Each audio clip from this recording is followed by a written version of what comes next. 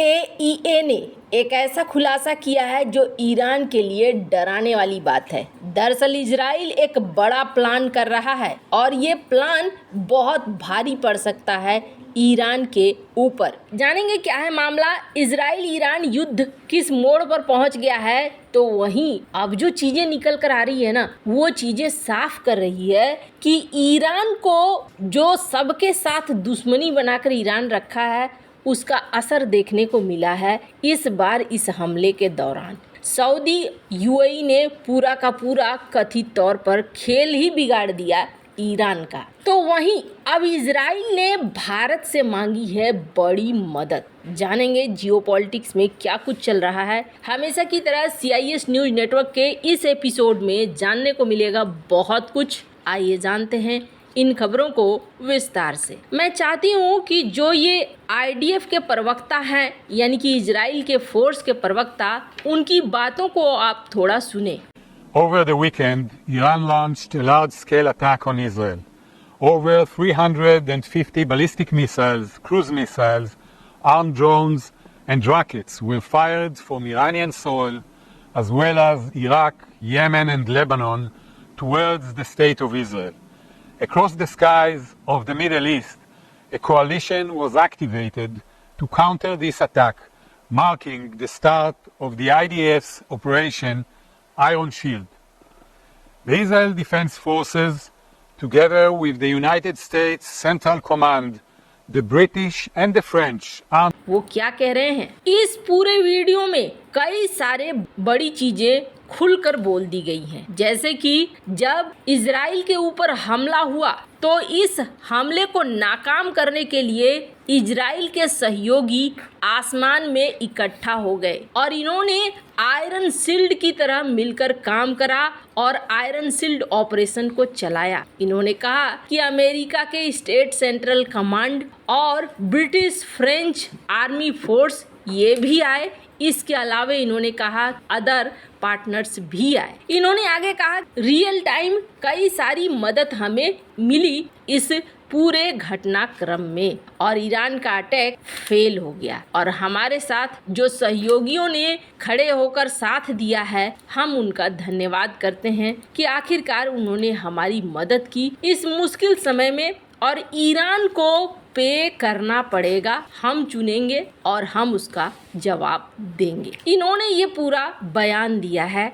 अब इस पूरे बयान में सबसे बड़ी अजीब बात क्या हुई है, यूएई और सऊदी को लेकर एक अलग ही मीडिया में कहानी चल रही है। यूएई और सऊदी को लेकर ये कहा जा रहा है कि ईरान का प्लान यूएई और सऊदी तक पहुंच चुका था कि यहाँ पर ईरान कैसे कैसे कौन कौन से जगहों पर हमला करने वाला है और सऊदी और यूएई ने कहीं न कहीं इस पूरी चीज को बता दिया। इजराइल इस हमले के लिए तैयार था क्योंकि अरब देशों ने चुपचाप तेहरान के हमले की योजनाओं के बारे में खुफिया जानकारी कथित तौर पर दे दी। द वॉल स्ट्रीट जर्नल ने एक पूरा डिटेल दिया है जिसमें उन्होंने कहा कि अरब देशों ने अपने हवाई क्षेत्रों को भी फाइटर जेट के लिए छोड़ दिया। रडार निगरानी के बाद जो डेटा निकल कर आए वो भी उन्होंने दे दिया और कहा गया कि कुछ अरब देशों ने इजराइल की सेनाओं की भी मदद कर दी है। अब यहाँ पर ये सारी चीजें जब पता चल गई इजराइल को,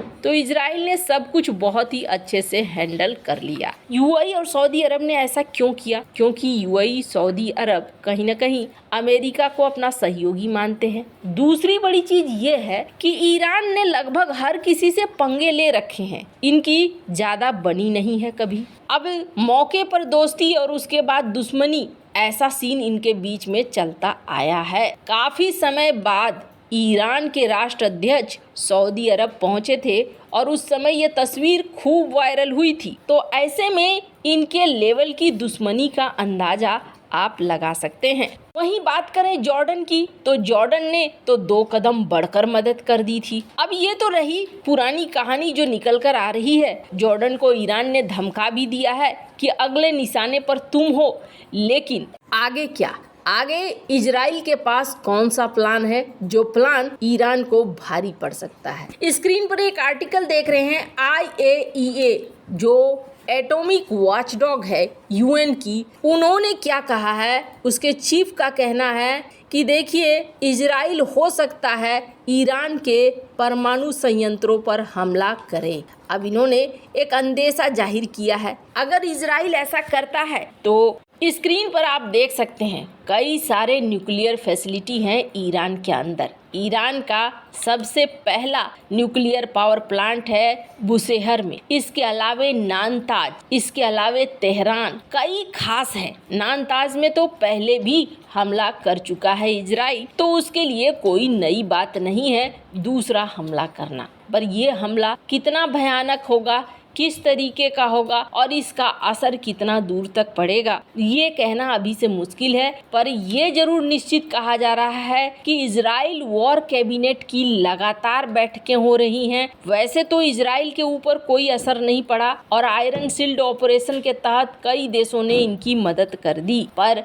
अब अगर ये मामला आगे बढ़ता है तो ईरान का क्या कहना है कि अगर हम पर हमला हुआ तो हम सेकंड्स में इसका जवाब देंगे। मतलब कि इन्होंने भी अपनी तैयारी रखी हुई है कि हम बदले में हमला करेंगे। अब इन सब के बीच में दुनिया भर में प्रभाव तो पड़ ही रहा है, पर इस प्रभाव के बीच में भारत के बैंकों ने कहा कि देखिए अभी तुरंत तो असर नहीं होगा, लेकिन इसका असर दिखने लगेगा अगर ये लंबा चलता है तो। पर हाँ, इसका असर कहाँ देखने को मिला है? इसका असर देखने को मिला है शेयर मार्केट के अंदर। स्क्रीन पर आप देख सकते हैं, कहा जा रहा है 10 अमीरों ने काफी ज्यादा पैसा इस वक्त खोया है। सोमवार को एक झटके में 28 अरब डॉलर गंवा दिए हैं इन अमीरों ने। स्क्रीन पर आप देख सकते हैं। अब यहाँ पे जहाँ ये सब कुछ असर पड़ रहा है तो वहीं दूसरी तरफ इजराइल ने भारत से मदद मांग ली है। अक्सर क्या होता है ना, ये देखा जाता है कि ये जो पत्रकार लोग होते हैं मुंह में उंगली डालकर